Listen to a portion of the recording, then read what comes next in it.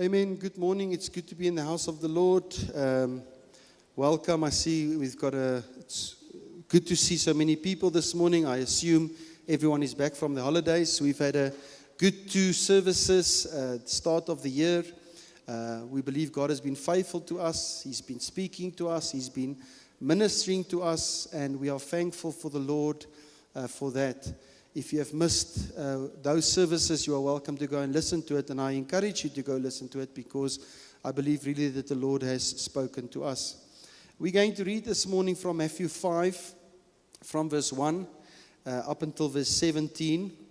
If you can follow with me, I'm reading from the NIV, Matthew 5, verse 1. Now, when he saw the crowds, he went up on a mountainside and sat down. His disciples came to him, and he began to teach them, saying, Blessed are the poor in spirit, for theirs is the kingdom of heaven. Blessed are those who mourn, for they will be comforted. Blessed are the meek, for they will inherit the earth. Blessed are those who hunger and thirst for righteousness, for they will be filled. Blessed are the merciful, for they will be shown mercy. Blessed are the pure in heart, for they will see God. Blessed are the peacemakers, for they will be called sons of God. Blessed are those who are persecuted because of righteousness, for theirs is the kingdom of heaven. Blessed are you when people insult you, persecute you, and falsely say all kinds of evil against you because of me. Rejoice and be glad, because great is your reward in heaven. For in the same way they persecuted the prophets who were before you. We will stop there and then we will continue. This portion of scripture is a well-known scripture. It's known as the Sermon on the Mountain. It's the longest recorded sermon or teaching of Jesus. And it's only Matthew that records it. And interesting, if we just start, the first sentence says that Jesus withdrew from the crowd and he went on the mountainside and he sat down and his disciples came to him and he taught them. He taught them. So it's important because, as I want to just share with you this morning, I do not know who was all listening to this message. It says his disciples stood around him. Now, when it speaks about the disciples, it's not speaking only about the 12. It's speaking about the followers of Christ. So there was many followers. There was many disciples. But the point that I'm trying to make, it was not everyone. It was not the general public. It was his disciples. It was his followers. And he spoke to an amount of people. And it's important to note.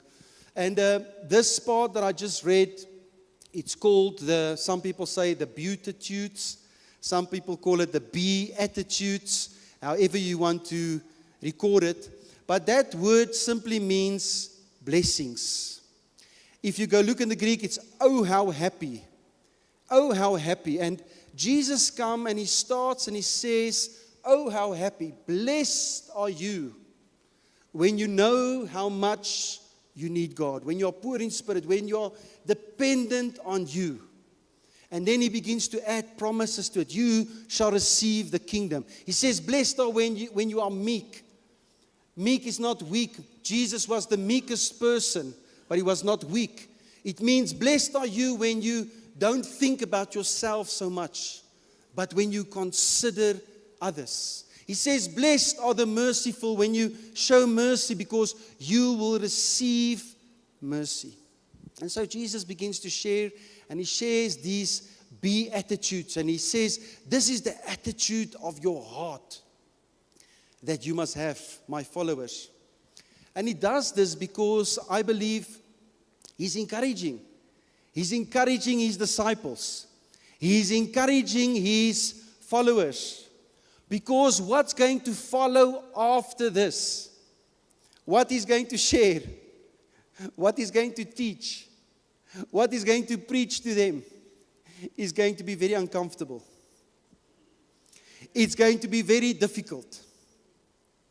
It's not going to be nice to the ears to hear. It's going to feel like, I don't want to do it. It's going to be inconvenient to them. So I want to lay this. So Jesus comes and he lays this foundation and he says, blessed are you. And if you go read Matthew 5, Matthew 6, and Matthew 7, because those are the 3 chapters where Jesus ministers and where he teaches his disciples, you will see that you will be confronted in many different levels of your life. Because that's what the Lord is going to say and demand from us. It's not going to be easy. Because I believe he's addressing his followers and his disciples. And what he is saying to them, he says to them, listen, this is the standard. If you want to be my disciple, if you want to be my follower, here is the standard. Here is the way how to live. Here's the way how to think. Here is the way that you need to do. And it's not going to be for the faint-hearted. It's not going to be for everyone. It's going to be difficult to do what I want you to do. But this is what it will take to be my disciple. This is what it will take to be my follower. This is what it means to give you life and to walk a road with me. And I believe the angle that the Lord is using this angle, and this is just from my perspective. The purpose is to say, you know what? This is the angle that you want to be a follower and you want to be my disciple out of that relationship with me, out of that love relationship with me. That you are motivated by the heart, not motivated by the law. Because a lot of people were following the law at that time. But Jesus is trying to present to them the kingdom in a different way. He says that you will be motivated by your heart. Not by I must and must not, but I want to. I want to. Because of this love relationship that I have with my Lord and my Savior. And so Jesus will share a lot of things that will be difficult and it will be quite tough. And he will be sharing about, if you go look, he will be sharing about the salt and the light, which we're going to look at this morning. He will be sharing about the fulfillment of the law, that he came to fulfill the law. He'll speak about murder. He'll speak about adultery. He'll speak about divorce. He'll speak about making oaths. He'll speak about an eye for an eye. He'll speak about loving your enemies, giving to the needy, how we need to pray.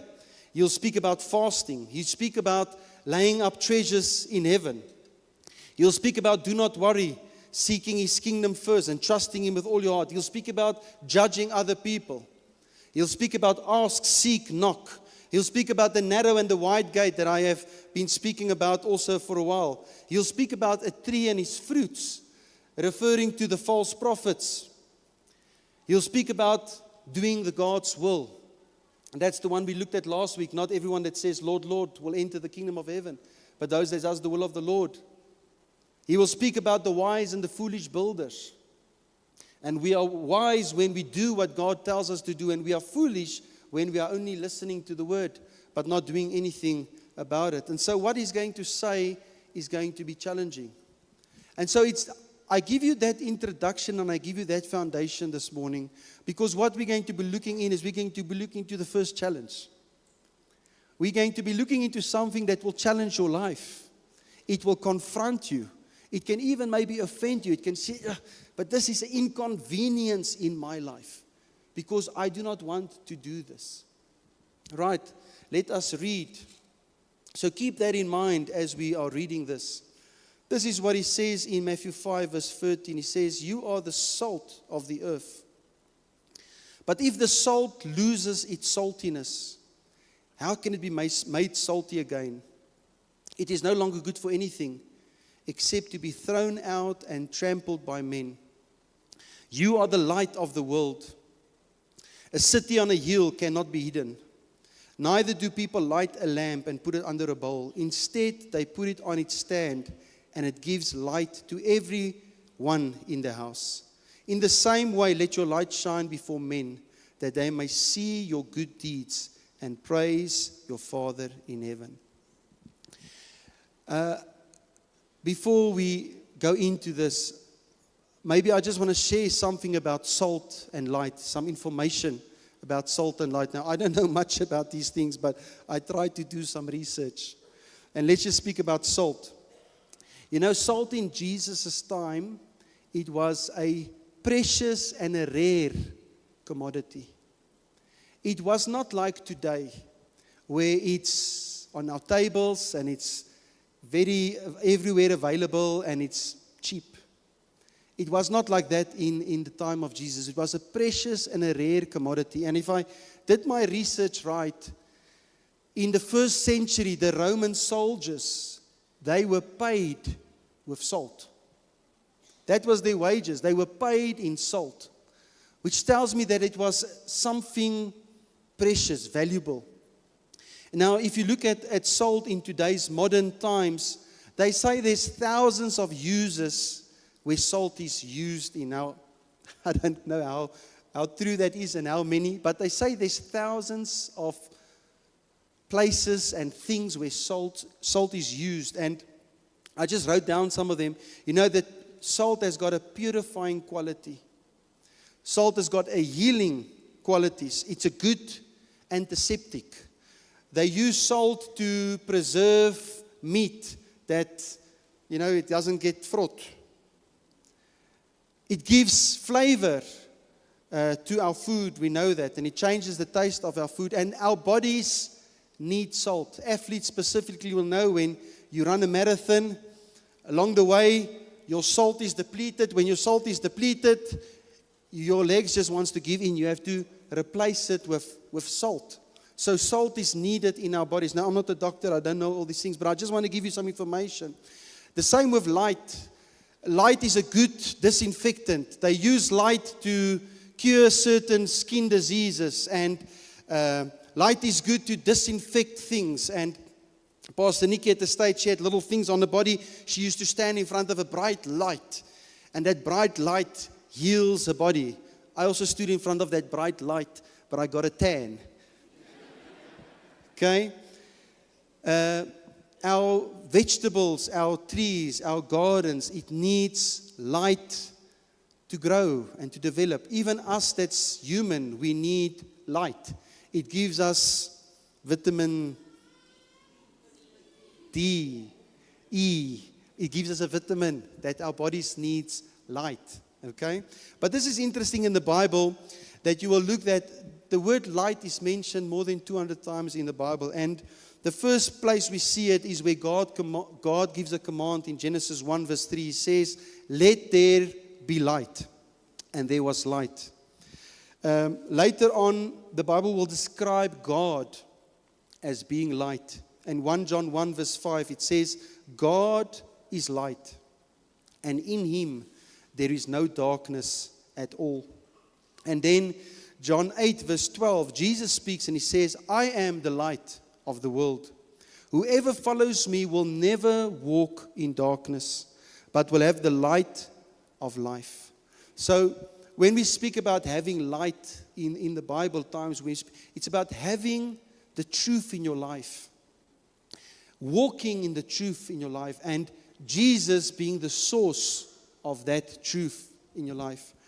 This is what John 3 verse 19 says after, our famous scripture of John 3 verse 16 where we confess our sins. It says that this is the verdict. Light has come into the world, but men loved darkness instead of light because their deeds were evil. Everyone who does evil hates the light and will not come into the light for the fear of what his deeds will be exposed. But whoever lives by the truth comes into the light. So why am I saying this? And I want you to hear this morning. You know, I've read the scripture many, many times. I've read these verses. And I just quickly read through it. I say, okay, you are the salt of the earth. You know, you are the light of the world. You are the salt of the earth. Okay, yes, I'm the salt, I'm the light. I must be a difference. I must make an example. But there's so much more to this, I believe. When the Lord shared this with his disciples and he shared this with his followers, he was very specific with the words that he was choosing. He did not just use this as a metaphor to say, as an example, you are the light and you are salt. He was being very specific. He was saying, you are the salt of the earth. You are the light of the world. And he was speaking about salt that is precious. Salt that's got this ability to heal, to change. There's 1,000 things that it can do, that it can accomplish. It's there for healing. It's an antiseptic. It's good for your body. He is the light. He's saying, God is the light. Jesus, I am the light. You too are the light of this world. So when he was saying it, he was not just saying something about, you are the salt, you are the light, bring fragrance, He was saying something that we must understand something. He wanted his disciples, he wanted his followers, he wanted you and me that serves him. He wanted us to know that we are the salt. We are the light of this world. That we can influence this world, we can impact this world, we can change this world because this is who we are. And He has placed us here on this earth to be that salt, to be that light. And so we must have that understanding that I am salt, I am light, and that God has called me to change things. He has called me to influence, and He has called me to have an impact in my life and in the life where He's placed. And He speaks about where in the world. It means globally.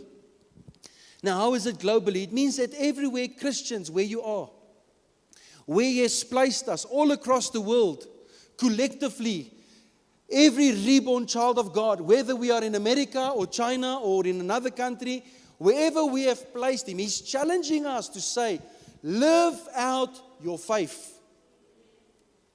Live out your faith in a tangible way where you are placed,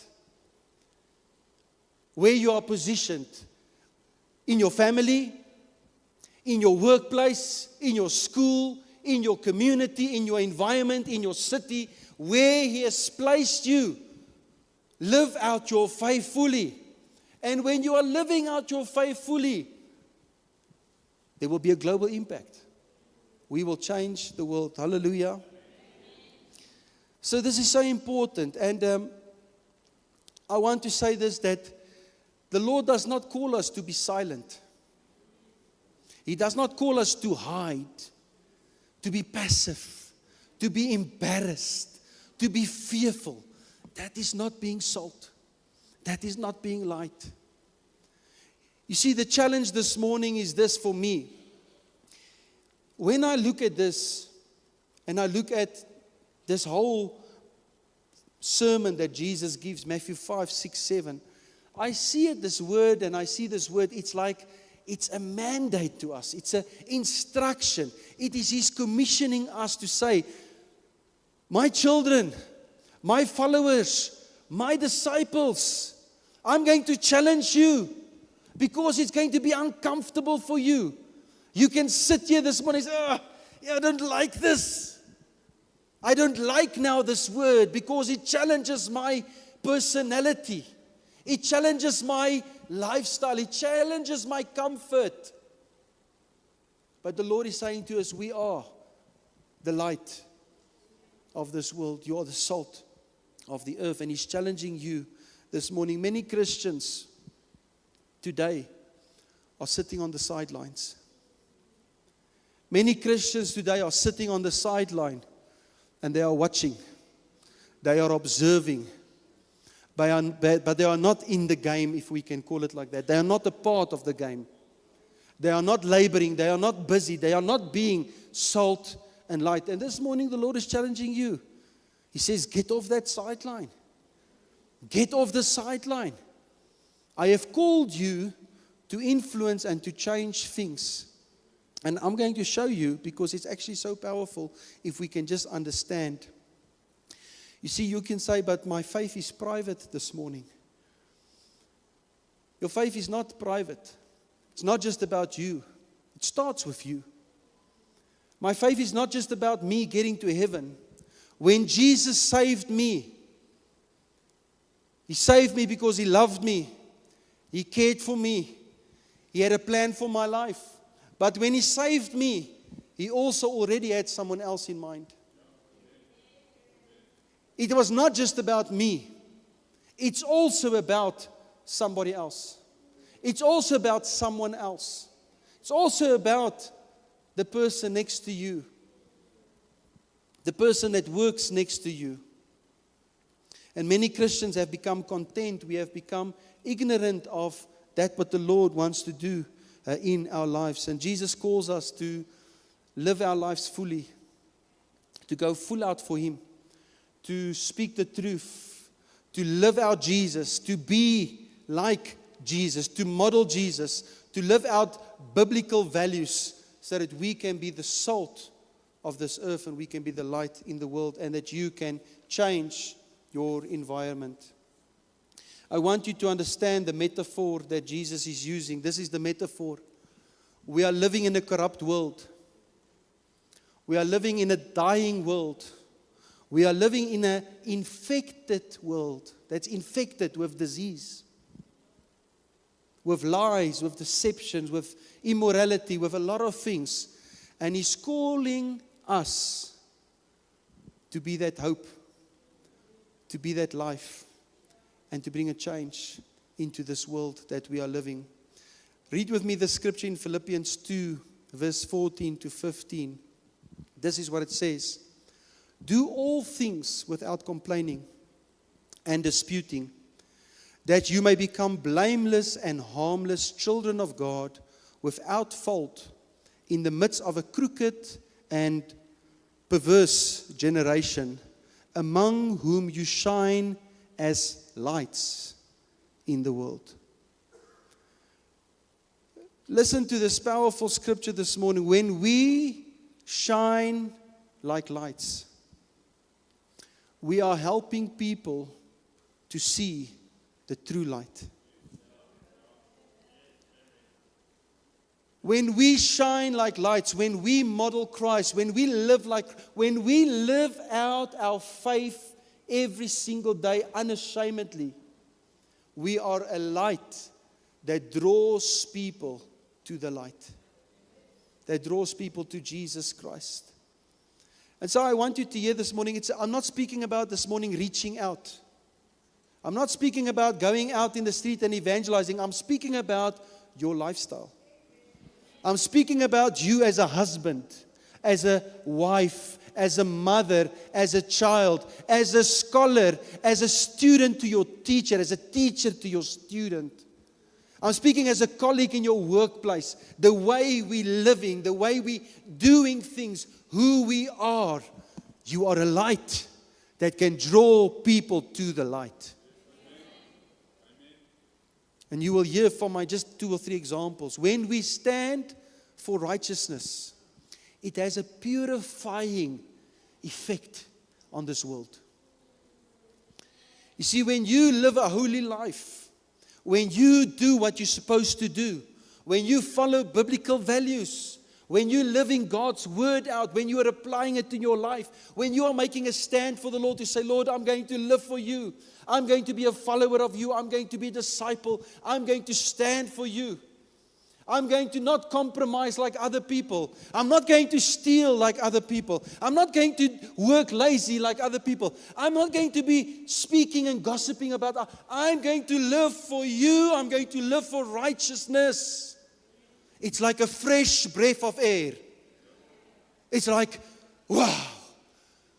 In your presence, people feel a difference. In your presence, people feel there's something different about you. When people go through hardship, they come to you. When people is in trouble, they come to you because they know you've got their back. They know you will not speak about them. They know when you say you will pray, you will pray. You see, I've got a lady in the church. She phoned me on, I think it was Saturday morning. Can't remember if it was, no, Friday. I think it was Friday. Friday afternoon. Now, I was in hospital myself. I came out with my son, and I was tired. And she phones me and she says to me, Pastor, now I need to press on your button. Because now I need you to stand with me in prayer. Because now mommy is going in and I need you to help me and I need you to stand with me. I say 100%. You see, if I'm the light, I put down that phone, I stand up, I go outside and I begin to pray. I do what I say I'm going to do. Yes, I will pray with you. Being not the light is, yes, I will pray for you and go on with my life. But you say, when I say yes, I'm going to come with you in agreement now, I'm going to go pray. I walk outside, I spend 20, 30 minutes and I'm praying now. I bring that lady now where she's going in. I pray, I come, I phone another pastor, I say, please pray with us also. Do you understand that is being the light? It's being different. It's being different, looking different than the world. If someone else is compromising, you are also compromising, you are not the light. When someone else is doing things at work they're not supposed to do and you also do the same, you are not the light. But when we live in righteousness, when we live in the light, man, it's got a healing effect on people. It's got a purifying effect on this world. It's got a cleansing effect on this world. Do you hear what I'm saying? When we humble ourselves before the Lord as children of God, as agents of I'm salt and I'm light, and I'm humbling myself before the Lord, and I come and I begin to pray, and I begin to pray for my nation, and I say, Lord, forgive our sins. What does the Lord do? It's got a healing effect on our world. It's got a healing effect on our world. I will share some examples. I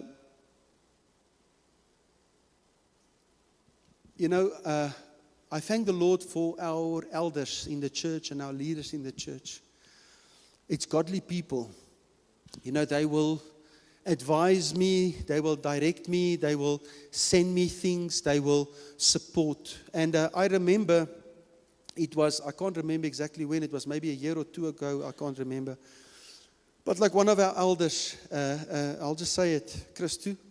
I was by his opening of his new company in Rosebank, or his new offices. And it's fancy, very smart, very fancy, beautiful. I feel like, I should have dressed up a little bit more. Very fancy. And we are at his offices, and he's got like this harvest table, but it's like next level. It's fancy. And here's all these high corporate people, and it's his clients. It's his customers. It's his people that he deals with. There's all these rich people. The cars outside is bigger than the other one. And then my small one is parked in between them. Okay? But you know what I admired at that thing? We were there, people are socializing, and people are just there. And then Christo comes and he speaks, and he says now, and he's going to speak something. And you know what he does? He is bold. He is bold. You know what he says? He starts with this. He says, I want to start here today by saying thank you to God. I want to say, if it was not for the Lord, we will not be here. If it was not for the Lord's guidance in my life, we would have never been able to be today where we are today. It's God that has made us. It's God that has formed me. It's God that has directed me. It's God that's been a part of my life. And I want to say thank you. Then he doesn't stop there. He continues. He says, I want to say thank you today. My pastors are here. Pastor Lambert is here. Pastor Nikki is here. Wave your hand. These are my pastors. I know it's because of your prayers. I know it's because you've been standing with me. You've been supporting me. I'm saying, wow. Here is the light. Here is the salt. Here is someone that is just living out his faith fully. Now, he can miss it at many other places. I'm not there. The point is he's there. Then last year, and they are overseas, and they ask me just to go to their son's graduation at university. So they're not there. I go to their son's graduation at university, Matijn. First year, or so he had a special program here. Mom and Dad is not there. Here Matijn comes, and he comes to the front. And he stands in the front and all the crowd is there. And here Matijn goes and he begins to preach. And he begins to say, I want to tell you, this is what the Lord has done in my life. If it was not for the Lord in my life, this and this and this, He is a light. For me, it is so powerful because this is where it starts. It starts in your home. It starts in your family. Husbands. Now, before it starts there, we heard already last week, it starts first with the Lord. It starts in our inner room. It starts in our relationship with God. That's where it starts. But from there, it starts in your family. Fathers, is your children today going boldly for the Lord? Are they going full out for God because you are a light in their life? Because you are the salt in their life? Because they have seen in your life, my father goes full out for God.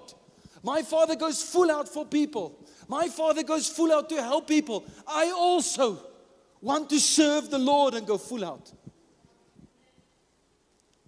Is this what we see in our homes? You see, this is where it starts. It starts by you. It starts by you living out your faith fully. If you can't live out your faith fully in your own home, how are you going to live it out in a different place? Young children, young people that's here today, your parents is not here. Live out your faith fully. Go full out. Be bold for God. Serve Him. Be righteous. Live holy lives. Follow His word. It's going to be a healing to your parents. It's going to touch their lives. Because where there is light, there can be no darkness. When you are the light, and this is who you are, it pierces darkness and it pushes darkness away. When you add salt, we eat some curry now. I eat curry now because someone gave us curry. So my wife puts curry in things. When you put that curry in things, you cannot uncurry it. It is curried. When you put salt on something, you cannot unsalt it. It is salted. You see, this is what the Lord is telling us. He's telling us, church, wake up. He says, get off the sidelines. Who are you? The world is bold and full out the way they are living. But we as Christians are compromising. God is telling to us, you are the salt and you are the light. You can change everything. You can change everything. You can change anything, anyone. But there's conditions to it. We must be the salt, we must be the light. And this is what the Lord says. If you lose your saltiness, what worth are you? Then we just throw it on the ground and it's just trampled upon. You become ineffective. You see, God wants us to have strong families. Husband and wife must go full out for the Lord, but the children must also go full out for the Lord. The kids must also go full out for the Lord. It's not just me that must go full out for the Lord. My son and my daughter must also go full out for the Lord. But it's about me being salt and light in their lives. Then we can go to our workplace. You know, in our workplace, we must be salt and light. It's how do we handle ourselves? How do we operate? How do we speak? How do we do things? How do you live? Are you there to support? Are you there not to support? Are you kind? Are you hardworking? Are you looking different? If you are looking different, you will be the salt, you will be the light. You will begin to influence people's lives around you. Then we can speak about our community, getting involved in our community. You know, our other elder, with a lot of respect for him. You know, he works far. But every afternoon, school afternoon, he drives all the way. He drives to his son's school.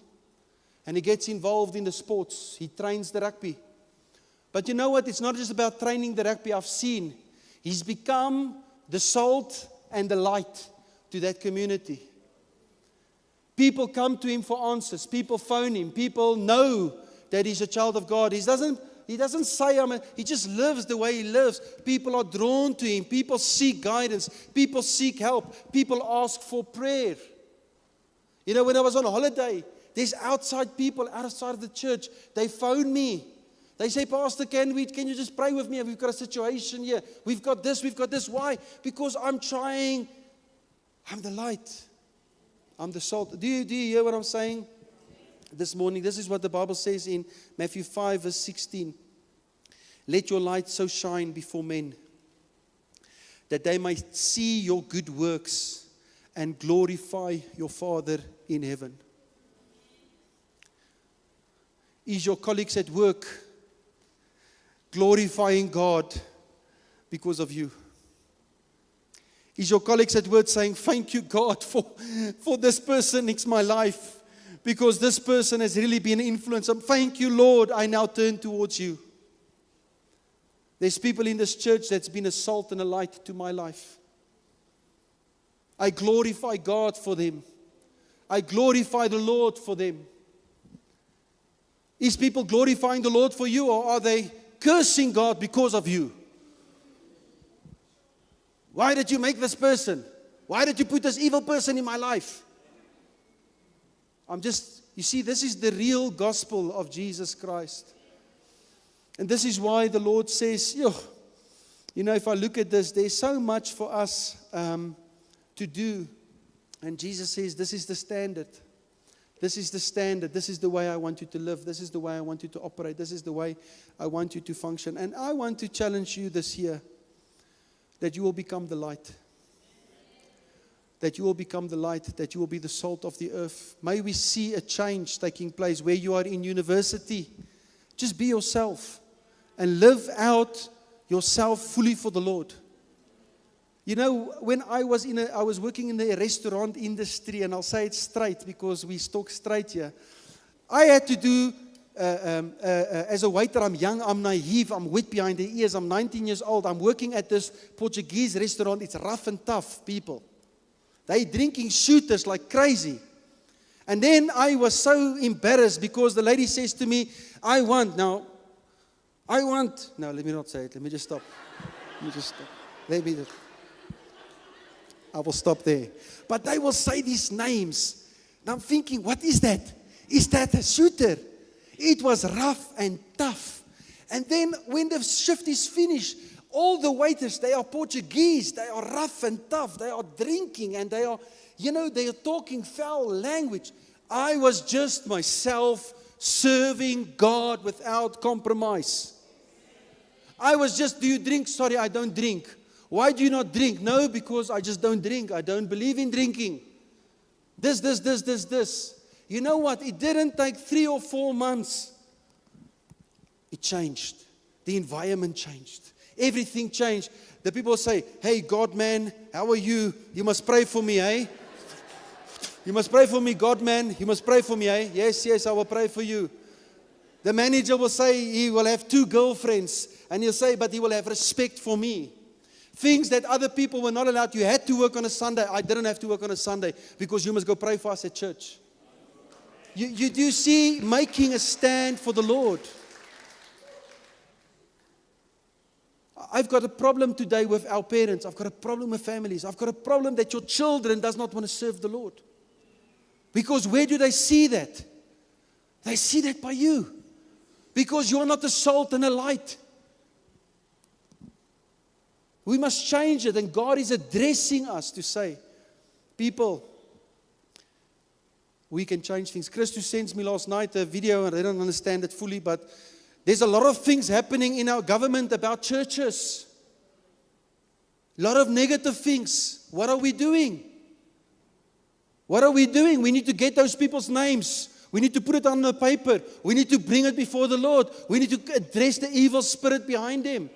But there's people here that you love politics.